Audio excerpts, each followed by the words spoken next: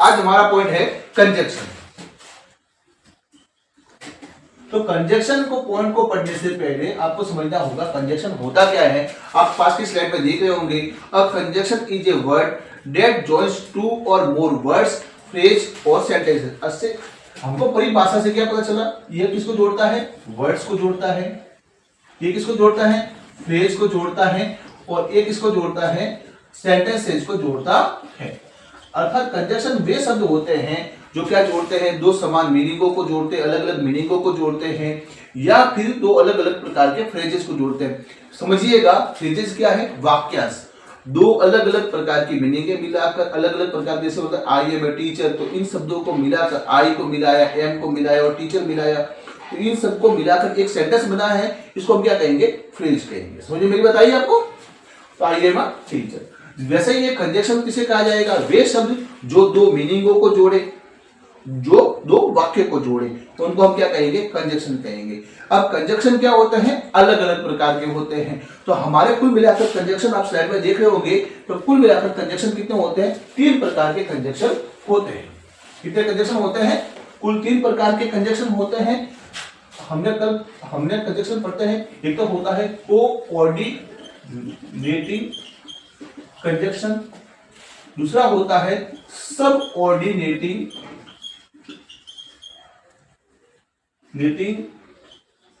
Conjunction, तीसरा होता है कोरिलेटिव कंजक्शन।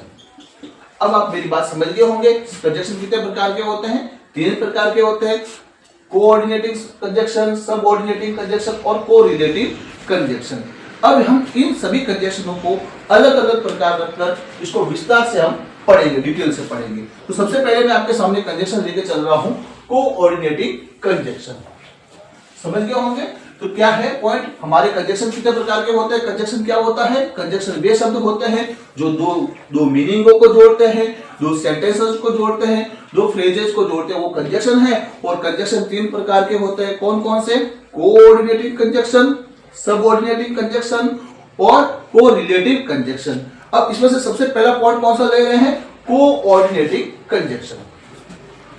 अब कोऑर्डिनेटिंग कंजक्शन पहले तो जानते हैं कोऑर्डिनेटिंग कंजक्शन होता क्या है।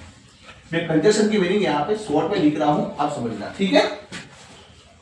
These conjunction join two independent clause, मतलब 2 क्लाउज का मतलब होता है जो वे वाक्य जो अपना पूर्ण अर्थ देते हैं उनको क्या कहते हैं, क्लाउज कहते हैं। वे इंग्लिश के वाक्य जो अपने आप में पूर्ण अर्थ देते हैं वो क्या कहलाते हैं, क्लाउज कहलाते हैं, ठीक है।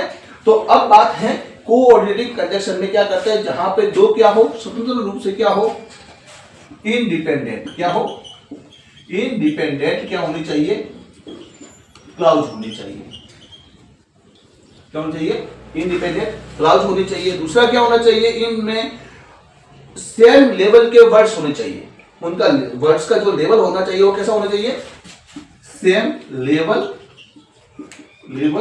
वर्ड्स। हाँ, मैं पास में साथ में स्लाइड को भी देखते हुए जा रहा हूं, जिससे मैं जो बोल रहा हूं वो और बोर्ड पे लिखा जा रहा है उसको आसानी से आप समझ सके। मैं चाहता हूं कि जो मैं पास में स्लाइड में बना रहा हूं वो आपको बोर्ड पर आसानी से समझ में आ जाए और आपके काम में लग जाए, इसलिए मैं बोर्ड को भी देख रहा हूं, साथ में स्लाइड को भी देख रहा हूं, ठीक है। अब यहां पे सेम लेवल वर्ड्स होने चाहिए और सेम लेवल के क्या होने चाहिए, सेंटेंसेज होने चाहिए। बात आपको समझ में आ गई कि क्या करेगा, कोऑर्डिनेटिंग कंजक्शन किस किस को जोड़ेगा, इंडिपेंडेंट क्लाउज को जोड़ेगा, सेम लेवल वर्ड्स को जोड़ेगा और सेम लेवल के सेंटेंसेज को जोड़ेगा। अब हमारा प्रश्न आता है कि सब ये कोऑर्डिनेटिंग कंजक्शन है कौन कौन से, कोऑर्डिनेटिंग कंजक्शन है कौन कौन से, तो उसको हम अगली स्लाइड में जानते हैं। पहले तो इसका उदाहरण से आपको समझा दो, तो पहले इसका एक उदाहरण देख लीजिए। इसे क्या लिखा जाता है, आई लाइक टी। दूसरा उदाहरण है I like coffee, I like T और आई लाइक कॉफी। अब इन दोनों को जोड़ेंगे, किसे जोड़ सकते हैं, एंड से जोड़ सकते हैं, I like T and coffee. समझ गए मेरी बात, इस प्रकार हम इसको कर सकते हैं। अब मैं आपको बताता हूं, इसको कहा जाएगा, यहां पर आप देख रहे होंगे भाई साहब जो ये स्वतंत्र वाक्य है, ये भी स्वतंत्र वाक्य है, इन दोनों में जो एंड वर्ड है वो क्या है? कंजक्शन है। एंड क्या है? कंजक्शन है। आइए इस प्रकार के और भी वाक्य करते हैं। सबसे पहले जानते हैं कि कोऑर्डिनेटिंग कंजक्शन है कौन कौन से। तो इसमें आपको क्या करना है, एक ट्रिक का इस्तेमाल करना है। सिंपल सी है ट्रिक, इंग्लिश की ही है, कोई मैंने बनाई नहीं है। तो आपको वो चीज क्या करना है, वो याद रखना है। कौन सी ट्रिक है? Fan boys. क्या करना है? Fan boys. इसको याद रखना है, इसको याद रखना है, फैन बॉयज को याद रखना है। आप स्लाइड में देखिएगा पास में, फैन बॉयज। F4 4। ए का मतलब एंड। एंड का मतलब नोर, जहां पर अपन नाइदर, नोर और आइदर और का प्रयोग करते हैं उसमें से नोर। बी का मतलब बट। ओ का मतलब और वाई का मतलब होता है यट, और एस का मतलब होता है सो। ये क्या है? ये कोऑर्डिनेटिंग कंजक्शन है। इन सातों कितने हैं? 1 2 3 4 5 6 और 7। एक इनको कोऑर्डिनेटिंग कंजक्शन कहेंगे। समझ गए मेरी बात? अब हम क्या करते हैं, सबसे पहले हमको तो परीक्षा में क्या करना पड़ेगा, इनको दो अलग अलग प्रकार के वाक्य दिए हुए होंगे। परीक्षा में पूछा जाएगा right join the sentences using four. क्या कहा जाएगा, ये जो सामने इंग्लिश के वाक्य दिए गए हैं इनका फोर का प्रयोग करके या एंड का प्रयोग करके या और का प्रयोग करके इन वाक्यों को जोड़िए। तो हमको तो वाक्य का उपयोग करना सीखना है। वाक्यों को कैसे जोड़ा जाएगा इनसे, तो वो हम जानेंगे। सबसे पहले लेते हैं F4 4। ठीक है, अब 4 से वाक्यों को कैसे जोड़ते हैं हम समझेंगे। यूज ऑफ 4 को समझेंगे। किसको समझेंगे? यूज ऑफ 4 को समझेंगे। यूज ऑफ 4 को समझना। चलते हैं स्लाइड में। स्लाइड में हम जानते हैं कि 4 का यूज कहां कहां होगा। सबसे पहले जानते हैं 4 का यूज कहां होगा। स्लाइड में देखिएगा, when 4 is used as a conjunction, जब 4 का प्रयोग कंजक्शन के लिए किया जाए। हाँ, आपको याद ये भी रखना है 4 प्रीपोजिशन भी होता है, पर हम यहां पे 4 का प्रयोग किसके आधार पर कर रहे हैं? As a conjunction. It's means because. जब 4 का प्रयोग कंजक्शन के तौर पे हो रहा हो, इसका मतलब क्या होता है? बिकॉज। बिकॉज के अर्थ में, जिसको हिंदी में कहा जाता है क्योंकि। समझ गए मेरी बात? क्योंकि के अर्थ में हम क्या करेंगे? बिकॉज का प्रयोग के अर्थ में हम 4 का प्रयोग करेंगे। इट्स गिव्स अ रीजन और कोज। ये हमको क्या देगा? हमको ये क्या, इससे क्या बताएगा? हमको रीजन बताएगा। क्या बताएगा? रीजन बताएगा, या क्या बताएगा? कोज बताएगा। आपको बात समझ में आ गई होगी। 4 का प्रयोग जब हम कंजक्शन के तौर पर करने जाए तो हमारे सामने बात क्या आएगी?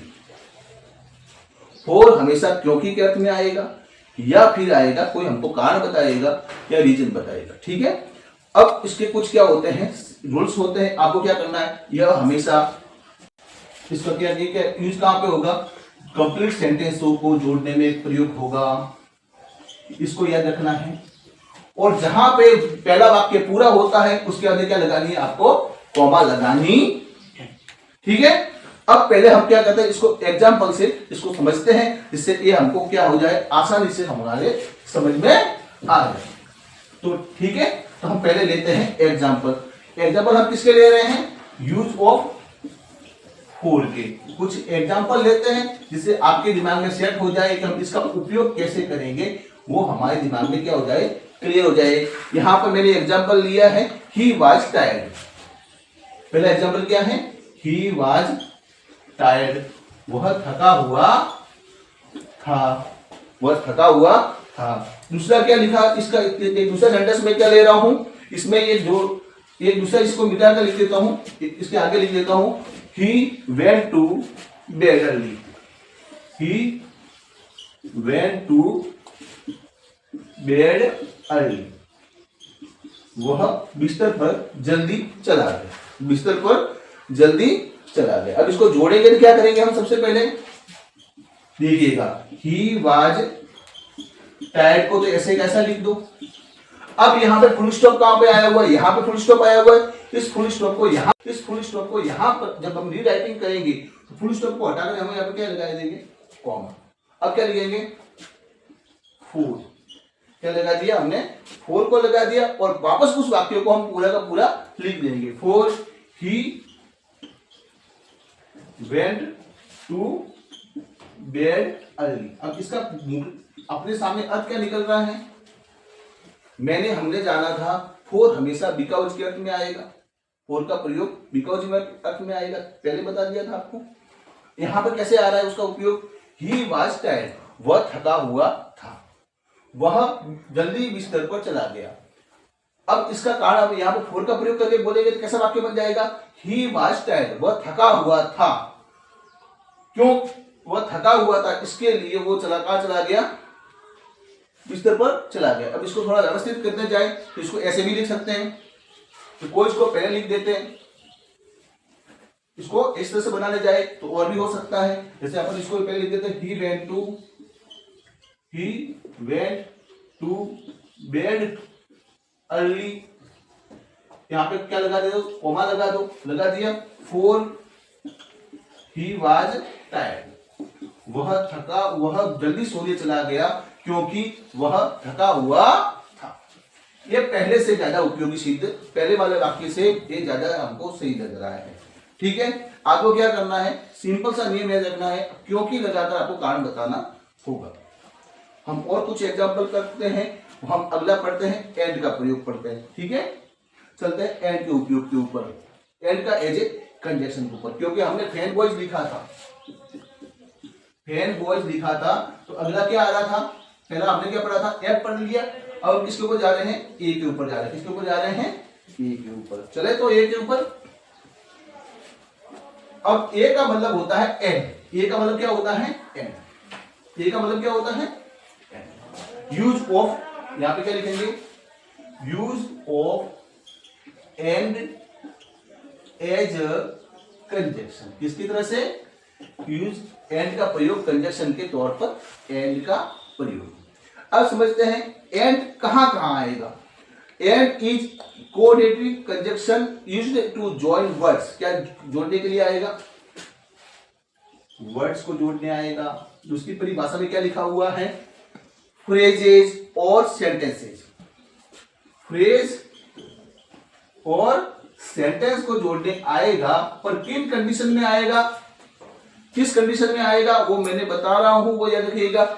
ये बताने आएगा कि यहाँ पे दो वाक्यों क्या करना है, ऐड करना हो, क्या करना हो, एडिशन करना हो, या फिर क्या करना हो, उसको हमको सीक्वेंस में लिखना हो, या फिर रिजल्ट बताना हो, या सिमिलरिटी बतानी हो। क्या बताना हो, सीक्वेंस, रिजल्ट या सिमिलरिटी। यानी कि इनको चारों परिस्थितियों में आएगा। या तो किसी वाक्य में समानता बतानी हो, उनको वाक्यों को जोड़ना हो, या फिर उनका क्रम बताना हो, जैसे पहला, दूसरा, तीसरा, चौथा, वो बताना हो, या फिर उनका कोई रिजल्ट या परिणाम बताना हो। इसके लिए किसका प्रयोग होगा, एंड का प्रयोग होगा। हम इसको थोड़ा एग्जांपल से समझते हैं। He worked hard, he worked hard sentence है। एग्जांपल देखिएगा आप, एग्जांपल क्या है, ही वर्कड हार्ड, वह कठिन मेहनत करता है, वो कठिन मेहनत करता है। He passed the exam, he passed the exam. अब इसको जोड़ने जाएंगे तो क्या हो जाएगा, वो देखिएगा। इसको जोड़ने जाएंगे तो ऐसा होगा, इसको हमको क्या करना होगा, ही वर्कड हार्ड। अब आपको कॉमा की जगह क्या लगाना, इस फुल स्टॉप है, इसकी जगह क्या लगाना है, कॉमा लगानी है, और आपको क्या लगाना है, एंड। एंड अब फिर लिखना है, ही पास्ड द एग्जाम। क्या लिखना है, and he passed the exam. ठीक है, इसको और थोड़ा अच्छे से हम आप अलग अलग उदाहरण लेकर, अपनी किताब के उदाहरण लेकर आप पढ़ सकते होंगे। ठीक है, थोड़ा अपने घर पे जाकर भी आपको जहां पर फोर का प्रयोग और एंड का प्रयोग आपको सीख लेना है। अब चलते हैं हम तीसरे परिपोषण की तरफ से। तीसरा क्या, सॉरी कंजक्शन को क्या था, फैन, एफ ए एन। तो ये एफ खत्म हो गया, ए खत्म हो गया, कौन सा आएगा, एन। एन का मतलब क्या था, नोर था। अब हम नोर का प्रयोग करना सीखेंगे। अगली स्लाइड में देखिएगा, हम नोर का प्रयोग करना सीखते हैं as a conjunction. Use of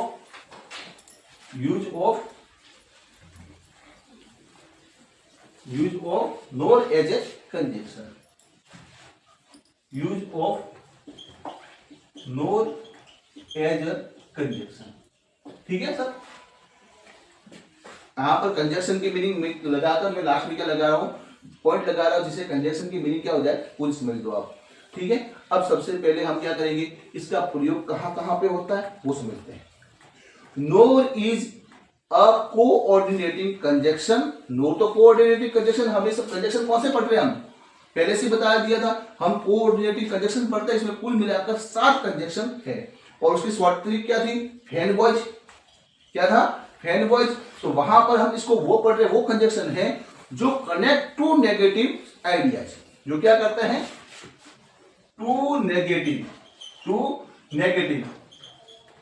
ideas को क्या करती है, जोड़ती है। यह 2 नकारात्मक वाक्यों को जोड़ेगी। इसके पहले सामान्य तौर पर क्या आता है, नाइदर का प्रयोग होता है और उसके बाद में नेगेटिव क्या दिया जाता है, क्लाउज दिया जाता है। ठीक है, चलो इसको प्रयोग करते हैं। इसमें यूज क्या साथ में होता है, नाइदर का यूज सिमिलरिटी। नाइदर का प्रयोग क्या होता है, कॉमनली यूज होता है। क्या होता है, नाइदर का प्रयोग कॉमनली यूज होता है। आपको ये कॉमनली यूज होगा नाइदर का प्रयोग इसके साथ में। अब इसके कुछ एग्जाम्पल लेते हैं, थोड़े में आपको इसका जो फॉर्मेशन कैसे होता है वो हम सब इसका यूज करना सिखाता हूँ एग्जाम्पल से। सबसे पहले मैं एग्जाम्पल दे रहा हूँ। हाँ, मैं इस बार फोकस कर रहा हूँ एग्जाम्पल्स के ऊपर कि हमको परीक्षा में आखिर उन वाक्यों को जोड़कर ही नंबर लेने हैं। ज्यादा कोई अपने को इसमें मास्टरी करनी नहीं है, ज्यादा याद करने मैंने कहा था ना, ग्रामर हमको कैसी पढ़नी है, खेल खेल में ग्रामर पढ़नी है, न रूल्स का रट्टा मारना है, क्योंकि ज्यादा रूल्स का रट्टा मारने जाएंगे तो भूल जाएंगे। हमको तो बस आइडिया चाहिए कि होता कैसे, हमको तो ये आइडिया चाहिए कि इस वाक्य को जोड़ा कैसे जाएगा। तो वो आइडिया क्या है, यहाँ पे सेंटेंस लिए हुए हैं। पहला है he is not honest, he is not honest. और इसके साथ में दूसरा वाक्य क्या बनाया हुआ है, he is not hard working, he is. आप स्लाइड में देखिएगा, यही उदाहरण मैंने लिखे हुए, मैं वही जो उदाहरण ने स्लाइड में लिखे हैं वही मैं हल कर रहा हूं यहाँ पर आपके सामने, जिससे क्या हो जाए, आपका मैच हो जाए कि आप भी जब हल करने जाओ तो इस प्रकार के उदाहरण को यूज में ले सको। ठीक है ना, तो इसको कहां पर कौन सा, अब मैं क्या होता है, मुझे पेन टेप थोड़ा यूज करता हूँ, थोड़ी प्रॉब्लम होती है तो मैं बोर्ड का उपयोग कर रहा हूँ, उसको समझना, इसे आसानी से समझा सकूं, क्योंकि प्रैक्टिस में मेरा भाई बोर्ड ही मेरा प्रैक्टिस में है, इसके लिए मैं बोर्ड पे पढ़ा रहा हूँ। ठीक है, he is not honest, he is not hard working. अब आप यहाँ पे देखिए काम करने वाले कौन कौन है, यहाँ पर भी ही है, यहाँ पर भी ही है, मतलब व्यक्ति क्या है, एक ही है, व्यक्ति क्या है, एक ही है। अलग क्या क्या है यहाँ पे, he is not honest, he is not hard working. ये बात और ये बात क्या है, दोनों अलग अलग है।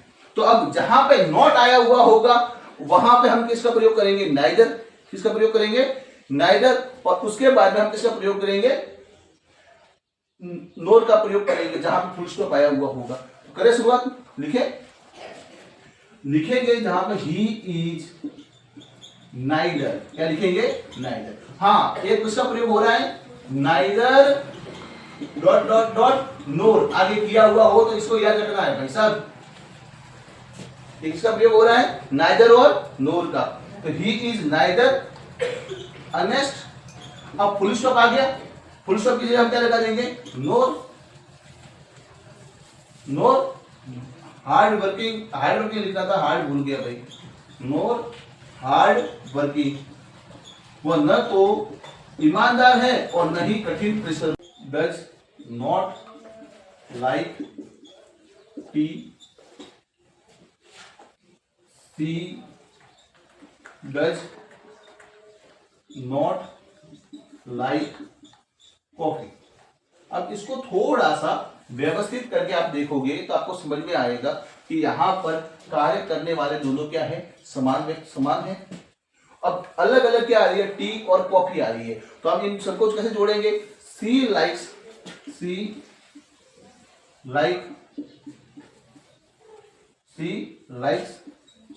नाइदर, सी लाइक्स नाइदर टी नोर कॉफी। वह न तो चाय को पसंद करती है और न ही किसको पसंद करती है, कॉफी को पसंद करती है।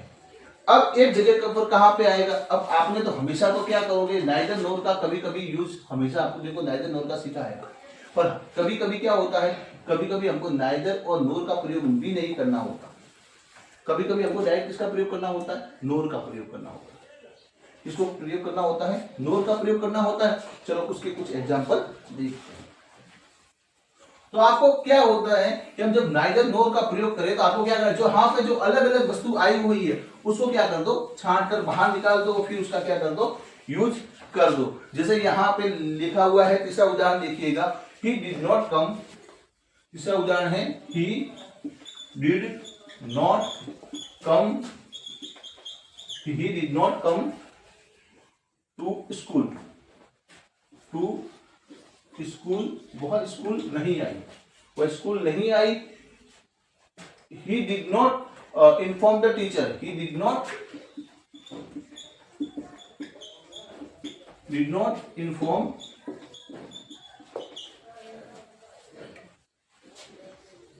the teacher, अब जब इस वाक्य को जोड़ेंगे तो कैसे जोड़ेंगे, इस वाक्य को जोड़ेंगे तो ऐसे जोड़ेंगे, he did not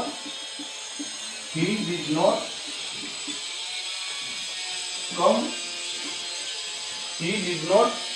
to school, और वापस वो एंड और फोर वाला प्रयोग याद रखना है। यहाँ पे क्या करना है, कॉमा लगा दो। यहाँ पे मैंने नाइदर का प्रयोग नहीं किया, डायरेक्ट इसका प्रयोग कर रहा हूं, नोर का प्रयोग कर रहा हूं। नोर inform nor did he inform the teacher। इस प्रकार आपका जो ये नोर वाला प्रयोग हमारा क्या हुआ, पूरा हुआ। अब चलते हैं हम अगली स्लाइड में, जहां पर हम पढ़ने वाले हैं फैन बॉयज का हम पढ़ने वाले हैं बी, इसको पढ़ने वाले हैं बी का प्रयोग जानने वाले, या फिर याद यही तक रखे, फिर हम अगला भाग हम पढ़ेंगे कल। तब तक के लिए जय श्री राम। कल से हम पढ़ेंगे बी का भाग, BOYS हम अगली स्लाइड में पढ़ेंगे। तब तक के लिए